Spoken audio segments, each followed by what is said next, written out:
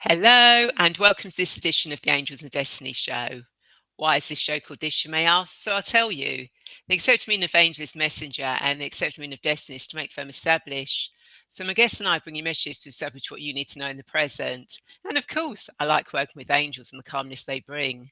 Now, in a moment, I will introduce you to my wonderful guests, Caroline Rushforth. But before that, I'd like to say thank you so much for watching the show live at a later date, as it means a lot to me to connect with like-minded people. Now, if you've never met me before, then my name is Ray, and I'm a guide who helps you remember your divine presence so that you can heal your past, create your future, and transform your present to raise your consciousness, understand your spiritual path, and take charge of your destiny so that you can spread your wings and soar. I'm the founder of Radiant Angel Energy, and I use angelic Reiki, future life progression, past life regression, guided meditation, divine presence, and angel oracle cards to assist you in remembering why you are here, your spiritual path, and the clarity on the next steps to take. I also offer multidimensional virtual retreats, several transformational packages, a journey through lifetimes, a 6-week guided meditation series to help you gain confidence, and I run various workshops as well.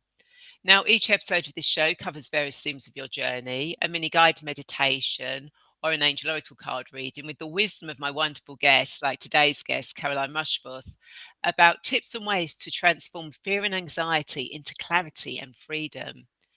Now, Caroline is a stress and anxiety life coach and mind coach whose unique approach allows her clients to transform fear and anxiety into clarity and freedom through a system she has designed specifically for people like you.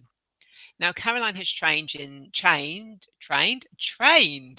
life coaching, NLP, and Wingwave Coaching, which has been life changing not only for Caroline but her clients as well.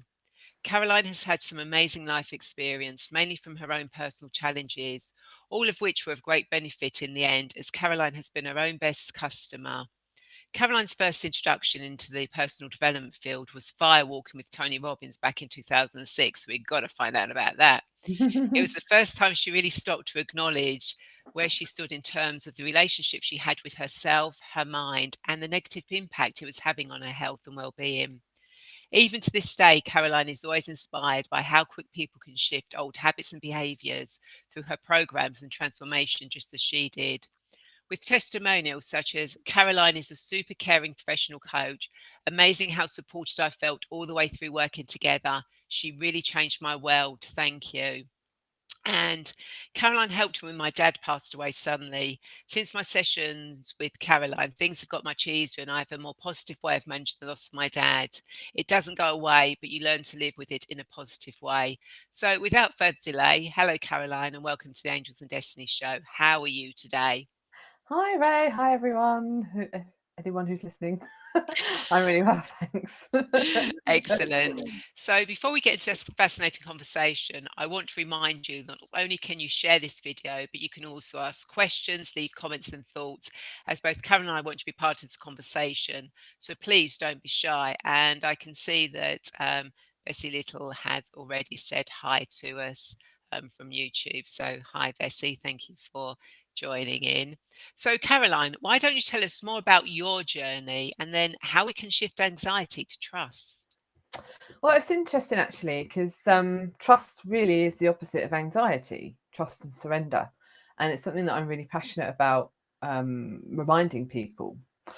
How did my journey start? Well, I had, typically in my 20s, I had depression, I had mental health issues, and I also had eating issues as well, emotion eating. And I'm trying to think. I think it was my work that sort of introduced me to the Tony Robbins world. I remember, I was working with someone who was going to his event, and I just loved the idea of it. And I knew that I wanted to switch careers because I was working in the corporate world. I was only in my 20s, but I just thought, this is going to be my last corporate job. And so I went along to Tony Robbins, and it was absolutely amazing. I think my biggest awakening that I remember is about health and well-being, and how our immune system is such a powerful driving force and navigation system. And let's just say I have to be careful how I say things, but there are other intentions in other ways to solve health problems that actually are within our power, and you know, we are great, powerful alchemists. And when we take care of ourselves, amazing things can happen. So I did go to the Tony Robbins event. It was very much of an awakening. I did do the fire walk with some stranger who I wouldn't even be able to remember what they looked like. And I remember doing it and then actually thinking, oh, my feet feel quite hot at the end. And then they sprayed them down with cold water, so I knew my feet weren't on fire. But yeah, there was definitely a little sort of tinge at the end where I was like, oh, that was a little bit close there. But it was really freeing. It was really liberating. It really made me believe about the power of the mind. After I went to that event, I think I then sought out life coaching, how I could train as a life coach, because I realised as a result of going to one of his events, and by the way, I'm not affiliated with Tony Robbins at all, but I think, you know, there are a lot of people out there who start their personal development journey with the likes of people like him. And yeah, so I went and trained in life coaching. Through life coaching, I then discovered neuro-linguistic programming, and that was it. I was hooked. I was like, this is amazing. This is the thing that I have been looking for, that I have been seeking, and the power of the mind. And I trained in it several times, and I was really fortunate that I went to go and train with Robert Dilts in the US as well, who's one of the original students of Richard Bandler and John Grinder. So that was really, really a beautiful experience. Prior to, so yeah, it was neuro-linguistic programming, going along my own journey to really realize that, you know, the mind is a very powerful tool. We don't have to take tablets. You know, if we look after ourselves and we consider our diets, practice self-care, you know, connection, exercise, you know, noticing our thoughts and, you know, working on our stuff, that we can heal ourselves. And there are plenty of people out there who've done that. And then I came across the incredible cutting edge technique of Wingwave Coaching, which is a German technique. And I trained in 2012. And I just saw such profound transformation of people overcoming amazing things. And typically, I would say the people who I work with are people who have tried other support systems and haven't really felt like much has shifted. So I work very cognitively. I work a lot with the subconscious mind, and I work on kind of working with people's internal representational systems to get them thinking differently. So that's kind of like my background, if you like, in terms of how I got to doing what I do today. So following my corporate world experience, I knew I was being made redundant in a couple of years. So I went to set up my career in coaching and NLP.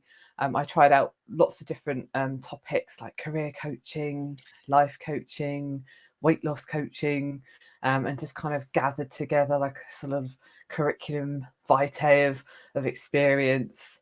And the thing that really kept pulling me back was using NLP. I just really love the way that we can change our mind and change our kind of inner world. So then I settled with supporting people with emotional eating and sort of negative thoughts and kind of well-being, really. It took me a long time to niche because I felt like I wanted to help everyone. And I found that really difficult to niche specifically. But what I did notice is the pattern that I was getting was clients coming through who had anxiety. So I never went on any course on how to work with anxiety, and I never intended to work with it. But those are the people that kept coming through the door. And it's through my clients that I have built this amazing repertoire, you know, and although I've helped them, they've helped me to really kind of understand what works and what doesn't. So, and that's really the area that I continue to work with now. So I'm a freedom from anxiety expert is what I call myself. I've seen people's lives change, people who think that they have had to hang, that I think there's a myth or a belief, a limiting belief that people have to have anxiety for the rest of their life, and it just absolutely isn't the case. I have seen people transform it, move through it, change it. I've also seen kind of like similar patterns with people who tend to be anxious. And I can talk about that later if people want to know. Yeah. But typically, it's driven by fear. Typically, it's thinking too much about the future and thinking too much about the past, feeling helpless.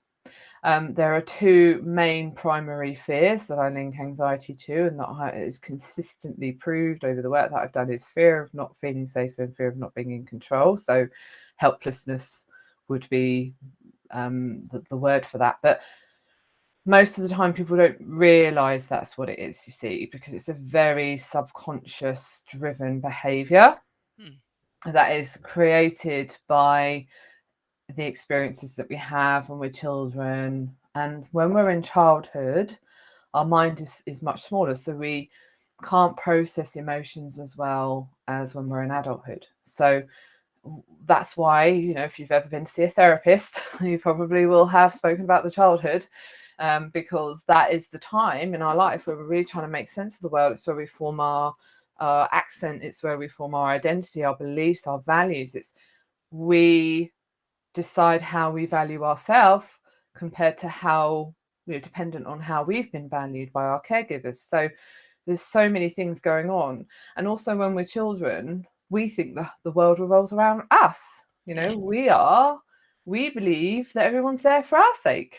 Yeah. So if we're not treated in the way that we want, if we don't receive love, or we feel abandoned, or we experience abuse in the family, we see fear, or perhaps some people, for instance, when I work with emotional eating clients, generally they will have had some control in the family where people have tried to control them, or situations have controlled them, and they're really looking to get that control from elsewhere. So a lot happens in the childhood, but traumas, stresses, mini stresses, it could even be, when mum takes you to the daycare, and then suddenly you feel abandoned because you didn't want her to go, and it's all those little things that kind of build up, and if they're not processed, then they can cause us to carry those fears into adulthood. So then we go through youth, and we go to school, and we have exam stress, and we have all these other pressures.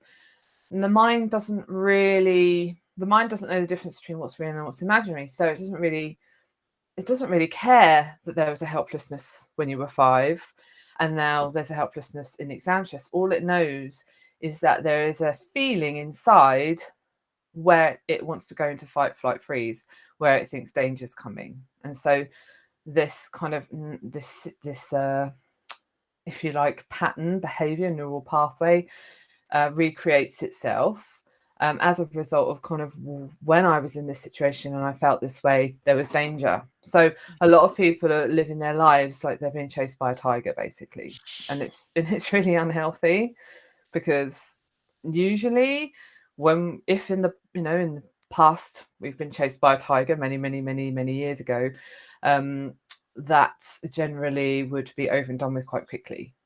But people are staying in that state of stress for a long time, and so then that's causing immunity to deplete, to become weaker.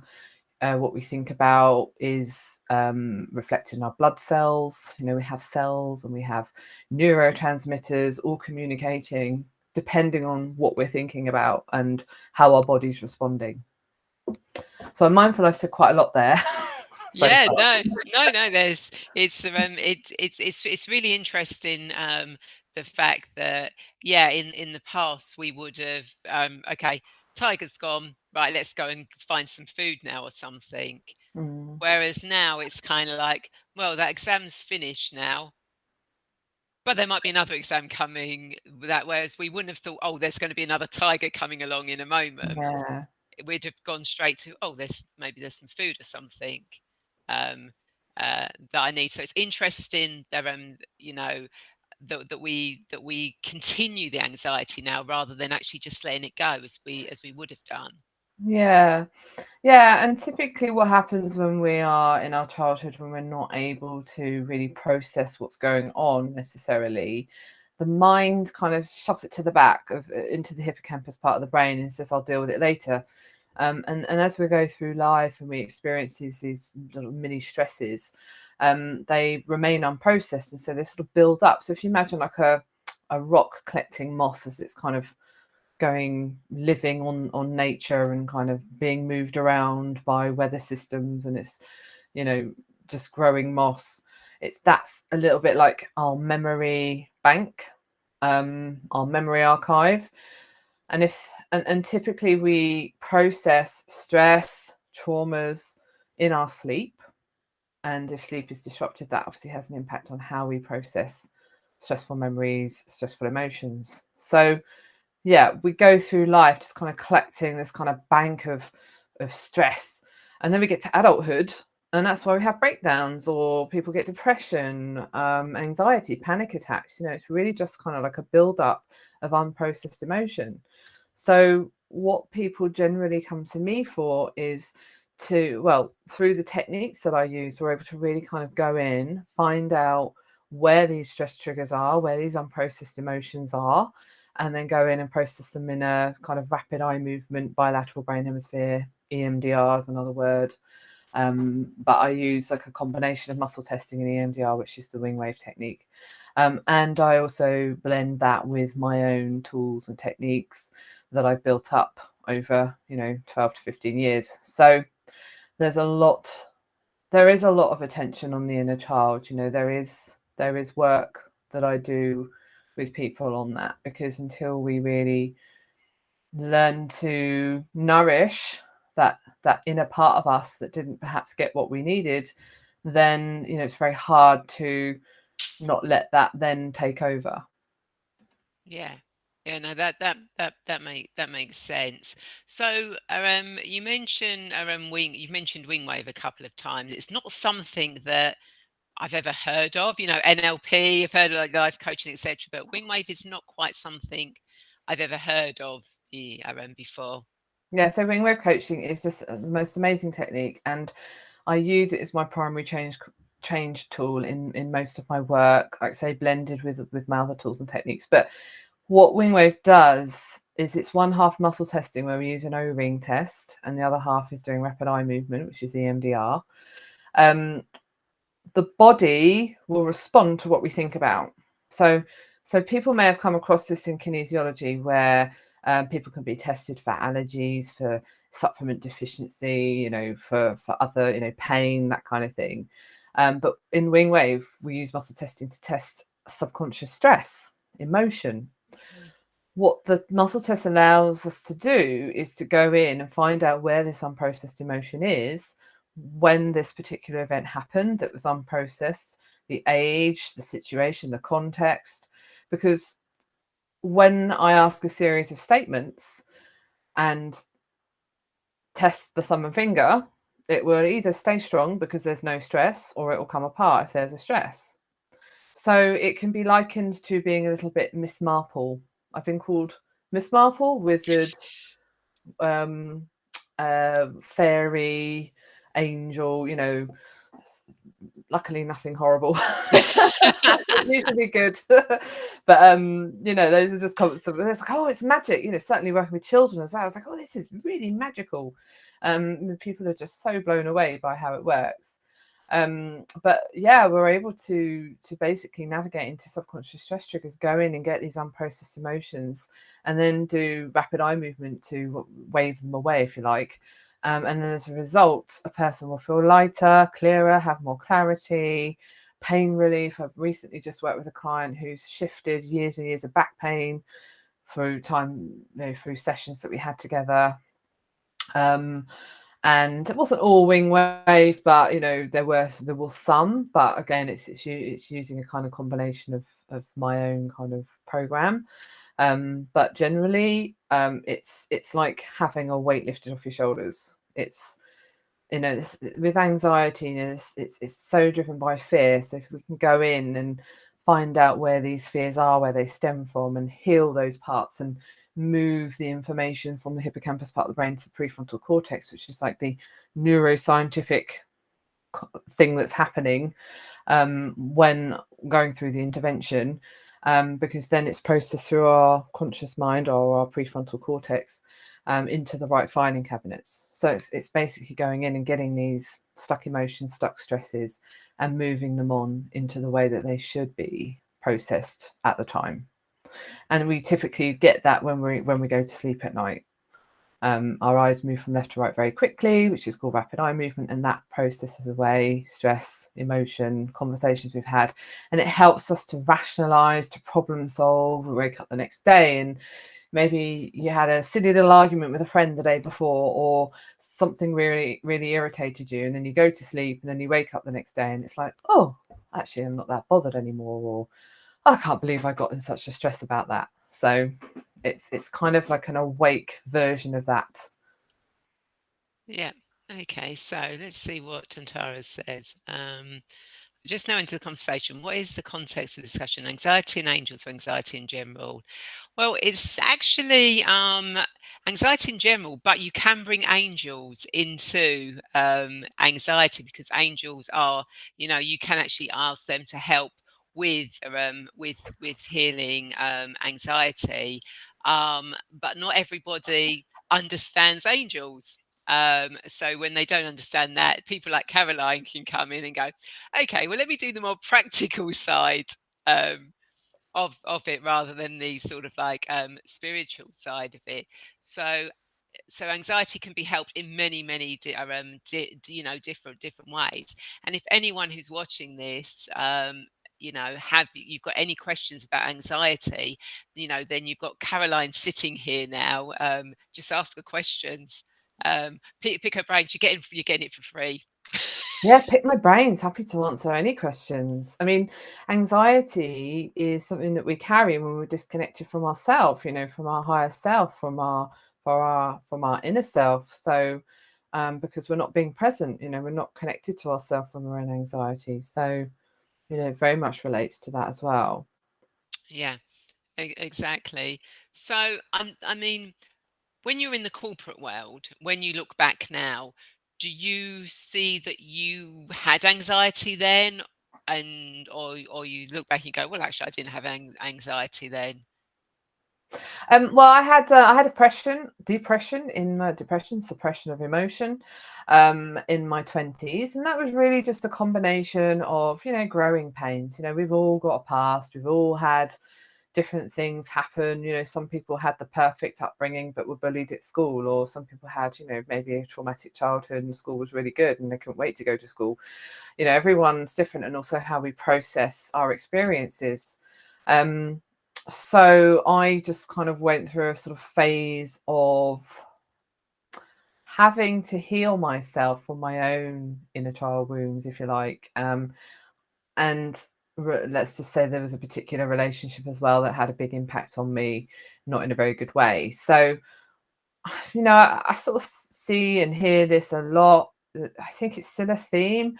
I don't know if there's just something about when I mean, I know depression can be of any age, but typically, there's a lot of teens, a lot of people in their 20s who feel depressed. So what I invite people to do, if anyone's listening, anyone who has depression, is you do need to express your emotion. You need to write stuff out, talk about how you're feeling, welcome the emotions that come up rather than trying to suppress them. I mean, I wish I'd known that. I always wrote a diary. Even from the age of 12, I wrote a diary. So I was always expressing, and actually I realize now how therapeutic that was for me. But there were still things that were causing a problem. And I'd say actually a big one was diet. I would go out a lot when I was in my 20s just to escape. So I was ignoring my health. I wasn't getting the right vitamins and minerals. I wasn't exercising. I wasn't looking after myself. But there's also the added pressure of getting your career going, or thinking about whether you're going to settle down and have a baby, or just learning to kind of stand on your own 2 feet because you're kind of going into adulthood. So it's a big time. It's a big time, and it's same in teenagehood when your kind of hormones are all over the place. So yeah, that's sort of how I sort of came around to doing what I do, was just really knowing that I could fix my own healing, and I had tried various different things, to be honest. hadn't worked. And it's interesting because I'd say a lot of my clients are typically in that bracket. It is good to find someone who can help in a sort of mentor role as well as a coaching role, because people do need guidance. And if they want to just have an ear and be listened to, most of the time they can get that from their friends. So I very happily share tools and techniques and give people strategies, and obviously work with them on a kind of very healing way, but also very supportive and guiding way as well. Yeah, no, that makes sense. And Tantara, oh, that's okay, Tantara. Don't worry about coming in so late. Good question though. Has anxiety risen during the last decade, or more anxiety cases are being recorded?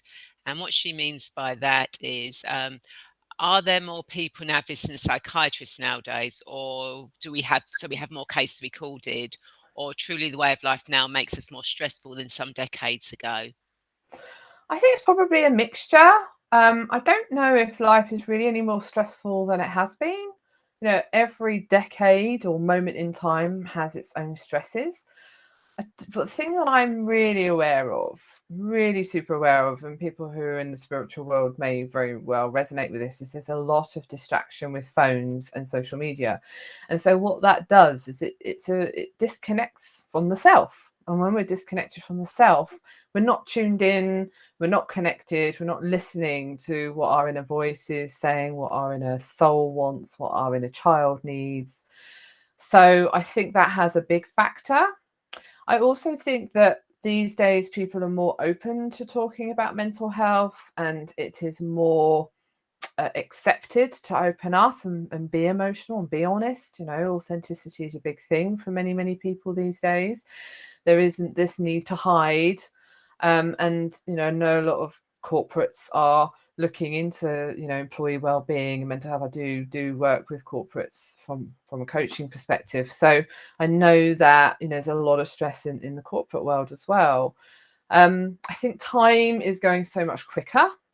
There are more deadlines. I think we do live in a modern age of this kind of urgent response, on demand kind of need to respond to things. And so obviously that then adds the stress, because people, if they don't respond in time, might feel they're going to get judged or rejected or abandoned, or all of these very sort of deep kind of inner wounds can come up. People not setting boundaries, it's like a big topic that I work with. Having boundaries, being able to say no politely. So yeah, I think it's more talked about. And also I think modern day creates its own stress Yeah. as well. Yeah, and Keith kind of like agrees, it's because it's more open now. Not like back in the 60s, growing up with depression, you just said pull your socks up and get on Yeah, with it. exactly. Yeah, and a lot of people, sorry, I'm just fidgeting here. A lot of us in a particular age bracket will have grown up with parents who didn't open up and didn't, very much everything's okay here kind of thing, and all is well, and stiff upper lip. And parenting will, typically people hadn't done the work. A lot of this decade, this age group, whatever, these age groups coming through, whatever you want to call it, we're now very open to working on ourselves and saying, right, okay, I need to sort this out. Whereas perhaps the lineage isn't so sort of tuned into that, if that makes sense. Yeah, no, that makes sense. And Tatara says, yeah, we're on the phone all day. Most people no time to meditate. And again, with the social media side of it, you're seeing other people's lives and all these pictures, and I'm doing this, my life is so wonderful thing. You're going, well, my life's like that. Why isn't my life? And that can bring anxiety as well Yeah. with all the media stuff. Yeah, the media. That's probably a conversation for another day. But be warned, there's a lot of doom and gloom that comes through that. I mean, I think people see that now. a lot of doom and gloom, and that's what they want because fear sells. So unfortunately, I also think that probably has an impact on why people are so depressed at them, these days. What is there? There's so much good happening in the world, so much good things happening on a day-to-day basis, but it's like every news story is just about what is wrong, what doom is happening, and that basically what hope is there, because everything's just gloomy. So that's what they want you to think, and be warned of brainwashing and indoctrinations. And I'll just stop there. Yeah, because we're definitely going to another whole different topic and probably get ourselves banned. To get high and light. Yes. Yeah, what Yeah. what we can do on a daily basis to help uplift our mind. See, the mind doesn't know the difference between what's real and what's imaginary. So if you hear something on the news, or you hear someone else say a nasty thing, the mind can actually think that is, it doesn't know the difference between our own voice and someone else's voice, what is ours, what is someone else's. So to be aware of our own mind mastery, to be aware of our own personal environment, what is going into our head. It's like if you watch like a psychological thriller, horror, scary stuff, the mind can not know whether that's real or imaginary. So now there is a good thing with that, because we can also do things that encourage the mind to reprogram itself if we keep feeding it good uplifting content, reframing negative self-talk, and practicing to create new neural pathways, because we're all geniuses at the end of the day, whether we're genius depressives, genius immune system weakened immune system, or genius habit, repeating the same habit. It's a pattern that we've learnt, and that pattern can be unlearned, or new patterns can be created to override those patterns. The more that we practice something, the deeper the neural pathway becomes, and the body literally will be programmed by what we think about consistently enough. So if you think about getting in a car and driving a car, or getting on a bike and cycling, you don't think about the process of what you're going through. You have programmed your body into that system, into that strategy. So it can be used in a positive way as well as a negative way as well. Yeah, that And we are makes. the creators of our universe, absolutely. But Yeah, that's the beautiful thing. When people can realize that they are totally in control of their well-being and their mind and their own mind well-being, it's a very powerful place to be, rather than being at the mercy of a situation or an experience. Of course, there's a healing process to go through, but one of my passions, or my passion with what I do, is getting people to move from victim to empowerment. So realizing that they can absolutely have control. yeah. And Keith says, took me a long time to do inner work, or shadow work, as they say. And meditation is quick and easy, as you can incorporate into everyday life. Just washing pots can be used to clearing the chakras and auras Yes. while in focus. Yeah, I mean, any tools can be used to help uplift your mind. So whether that's crystals, or whether it's oracle cards, or whether it's writing little affirmations, um, saying nice things to yourself on a daily basis, being kind to yourself in the mirror, are all going to help to boost the mindset, because the mind will believe what you tell it. Yeah, which is, again, if you look at manifesting, if you say so, it can be used for both, can't it? Negative and positive, and really we need to try and keep more in the positive way of mind. I don't watch any media at all. It's like, Yeah, same. and I watch It's not my helpful. fluffy kittens on Yeah. on Facebook. Absolutely. And we're more abundant. I mean, we have to also be real about the fact that we all have stuff that needs love and nourishment. That we have an inner child that needs healing, that we have parts of ourselves that are wounded.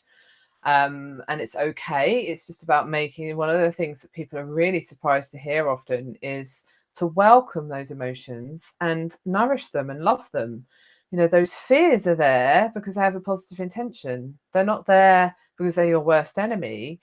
Every emotion has its benefits. There is no good or bad. It's just about how we make it work for us. So, just kind of being really conscious about what's coming up and what that is trying to tell us, because it's really just trying to keep us safe. Yeah, no, that makes sense. And it's Halo says, but it's not just you. Once you can be a good person, you can project that into the world. Yeah, absolutely. And again, that's one of the things, if you've worked on your inner work, your shadows, your anxiety, you're then not bringing that out into the world, which allows you then to help other people, because they'll go, oh, that person had anxiety last year. Why have they got anxiety now? What did they do to Exactly. to actually do, which I think is which is really good. And Keith says, yeah, being open-minded, being creative is the best thing anyone can do. Oh, and Keith says, but it's worth watching the meters. It gives you quite a laugh, as you know, it's a fabrication, not real. Yeah, that's another way. If you've got to, if you've got no choice but to watch it, see it as a comedy. Exactly. Because there's a lot of acting as well. Oh yes, bad acting, A lot of ham bad acting. acting. It's Yeah. like, yeah, you wouldn't get a place in Hollywood. No, You exactly. They will definitely end would. up in the media. Yeah, exactly. Bad actors media. Not giving that to Light and Will. love. Always light and love, because you can turn anything negative into a positive. Exactly. Yeah. And no, what is as it is, as you say, it's just retraining, reprogramming your mind to try and see the positive in any negative that might actually come up for you. And of course, light and love are the most two powerful energies that can transmute anything. So when we can learn to use those within our power, amazing miracles and transformations can happen. Yeah, absolutely. And Keith says, when I was doing my inner work, I travelled back to being in the Wimedy programming, all of the emotions being pushed in, which is what you were saying about, uh, Absolutely. childhood is kind of like the big cursor, really, of how we end up with all our anxiety and everything in later life. Absolutely, and one of the things that can come up during an intervention is the being in the womb, because when we're in the womb, we're taking on the feelings and emotions of our mother. So if our mother isn't in a happy place, or if she's in fear, or is feeling abandoned, or is reliant on a substance, or isn't happy, that is going to affect us. But that is the lesson that we have chosen in this lifetime to move through. And I know that one of the common things with people who are working on their inner healing is to break that lineage, to break that ancestral line where it hasn't previously been worked on and healed. And in this lifetime, that's what people are being asked to do. Yeah, yeah, totally. To actually, yeah, heal ourselves, move on from that, so that we can be that beacon and stop our children generational thing, so our children and their children don't have all the anxiety and all the stresses that we have now. They kind of like go back to that original. Oh, I was chased by a tiger today, but I ain't going to worry about that now. I'm Yeah, just going to go and get on with it's this. I'm being chased by a tiger, but I'm going to turn around and send that tiger love, and see how the tiger responds. Or I'm going to tell that tiger to go a different way. We can play with all sorts of crazy stuff in our heads. It's just you can change the color of something. If you have a spider phobia, right? If you bring a spider into your mind and then change it to pink with like pretty tassels on it, and maybe Christmas lights, it totally changes the impact, the inner response to that picture. So it's incredible what we can do in our mind. Yeah, because I think in Harry Potter, isn't it? It's sort of like when they have the boggits come out, and someone's got a fear of. I think was it spiders or something, and they saw them on roller skates, just sort of like Yeah, run into to sort of like like take it out. So would you say that's a good tip if you're sort of like there is something that you've got a bit of a phobia about or anxious about, is just trying to see it in a completely fun way? Absolutely. I mean, one of the things you could do if we were talking about spiders is put yourself in the 8 shoes of a spider, what it's seeing from its perspective. This huge giant in front of it. The feelings and emotions of it. That's called mirror neurons, where we take on the feelings and emotions of other people. And we can do all sorts of things, changing colors, changing shapes, shrinking things down, making things bigger. It's like if you were going for a presentation or had to speak in public, most of the time people sort of see themselves as smaller than everyone else. So you just imagine yourself blow yourself up into this big giant who's kind of like, taller and higher than everyone else, bigger and stronger. Or for a spider, you could just shrink it right down to a tiny, tiny, tiny little dot. You could change the color of something. It's of course submodalities in neurolinguistic programming. That's the technical term. Playing Yeah. around with submodalities. Yeah, I just like changing the shape and size of something. Make it Yeah, funny. Make it comedy. Make it and comedy. humor is a great transmuter. Yes, humor. If you can add humor to any situation, it's also what we call breaking a state. So if you find yourself like ruminating or stuck in the same kind of thought or feeling, if you can add a bit of humor to it or just make yourself laugh, you will break out of it. It really helps to break that programming. Oh, that's really good. So yeah, thank you for that. I mean, if anyone's got any anxiety questions, please feel free to ask it. Now, as you know, I do guided meditations and angel oracle cards, and each week I like to ask my guests what they would like me to do. So, Caroline, would you like me to pull an angel oracle card or do a mini guided meditation? I really like the idea of pulling a card for everyone who's listening. Perfect. And the cards are in my hand as we Yay! speak. Amazing that. So, as always, when I do the cards, I do the cards for what you need to know in the present. Because even though I work with the past with past life regression, I take people back to the past to heal and learn from it so it doesn't affect them in the present.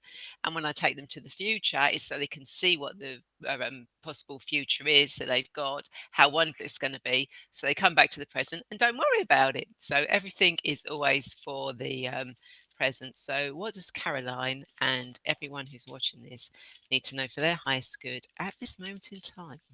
What does Caroline and everyone who's watching this need to know for their highest good at this moment in time? Okay, let's see what card wants to come out for Caroline, everyone watching. So, discovering truth. You stand in the light of truth. Isn't that an absolutely beautiful card, and actually perfect as well with what we've been talking about um, as well today. So what the angels are saying to Caroline and to everyone watching, in agreement with what we've been talking about today, is that you do stand in the light of truth. You are the truth. What you see, how you experience it, is the truth of what actually is going on, not what outside is going on, what you're being given to thought is the truth. The truth is what you truly know from inside, how you see it, how you view it. That is actually the truth. So stop looking outside for the truth or what's going on. Look within, and what do you think? What do you know is going on? Definitely. That's beautiful. Yeah, so it's perfect that card came out, and it's a reminder, to all of us, including Caroline and myself, because we can get so caught up with the work that we're doing that sometimes we need to remember that as well. Um, and uh, yeah, Keith says standing within your own light of truth. It's Halo says, how do you project the truth? That's a good I'd like to question. send that question back and ask It's Halo, how do you project the truth? Exactly, it's your truth. How do you project it? to us. And Keith says, so it means that we all have chakra energy centers which radiate out. In other words, we are rainbows of light. Yeah. Yeah, and that's one way of how you can project the truth. I See it think, as rainbow and light. and also for me, truth is about authenticity. If we can be the best version of ourselves and bring the best version of ourselves to our work, to the people around us, to those that we care about, as we're standing in that authenticity, that gives permission, other people permission to do that as well. And Yeah, then when we're in authenticity, we're in alignment with who we really are. yeah. And Keith has answered that question. Keith says, how he would do it: stand within your own, speak from the heart. Uh, Lovely. so yeah, so everyone else who's watching, whilst we finish up the show, how do you project the truth? Keith's answered how he does it. How do you project the truth? As Caroline says, she projects it by being authentic, being your authentic self. I agree with both with Keith and Caroline. It is just being you. Literally, that is the truth for you.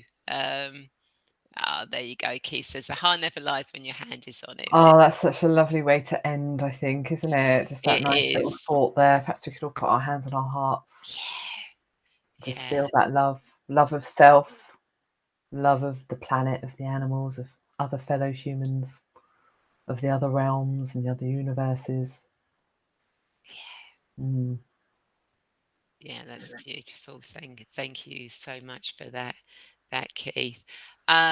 So I normally say to my guests, do you have any insights or thoughts to leave our viewers? But I think that kind of like sums it up, really, doesn't it? I think so. I think it's a nice way to culminate this wonderful conversation. And I'd really like to thank those who have showed up today. And I know some people will listen to this on catch up. I'm one of those people who do that.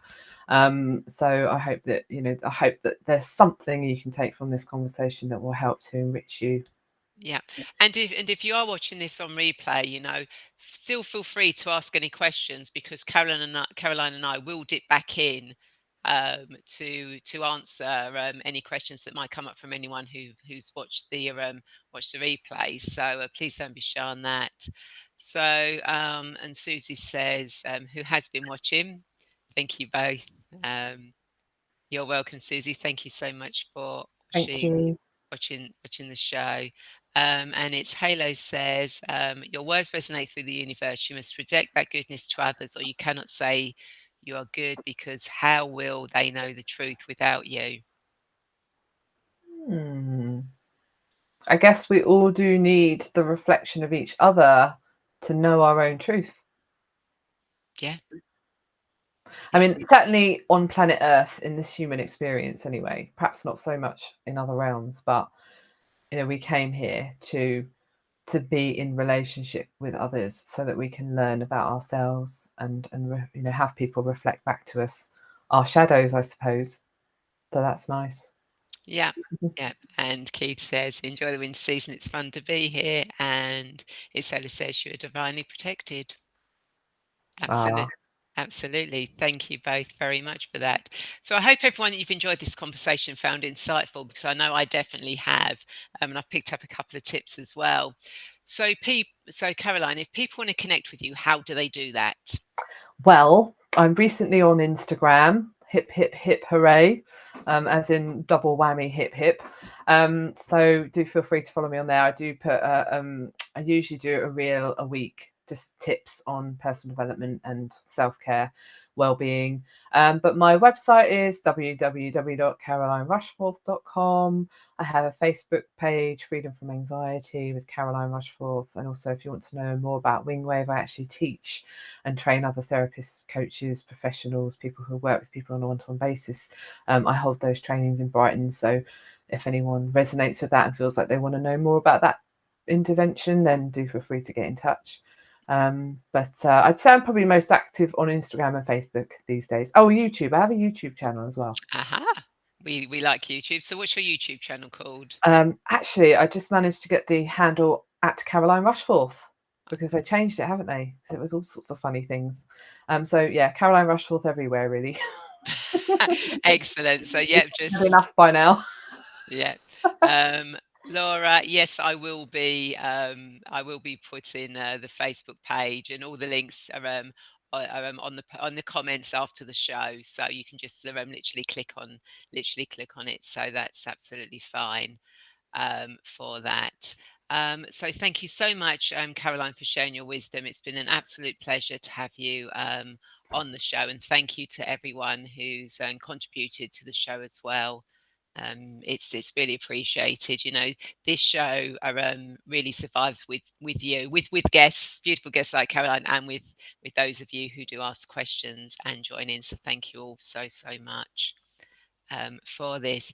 And of course, if you are now ready to remember your divine presence and step onto your spiritual multidimensional path, but you feel lost, confused, stuck, or alone, then please feel free to connect with me and we can arrange a free video call to discuss where you are now and how you can move forward to take charge of your destiny so that you can spread your wings and soar. And of course, please feel free to join my weekly newsletter and receive a free future life progression recording where I take you into a future lifetime to get guidance and clarity that you can use in your current life, as well as a couple of other free gifts. And again, thank you everyone so much for watching. And I'd like to invite you to share this video, as I'm sure there are more people who are feeling lost and want to get clear on their destiny just like you. And of course, if you are watching this on YouTube, then please feel free to subscribe and hit that bell button to be notified of when the show goes live or I post new guided meditations, because every subscription, every comment on YouTube helps me. So I look forward to seeing you all joining me, same time, same place next week. And again, thank you, Caroline, for the show. And we'll leave Keith saying, "What a wonderful evening we had. So do make sure you make it fun." Beautiful. Take Great. care, everyone. Thank you. Bye.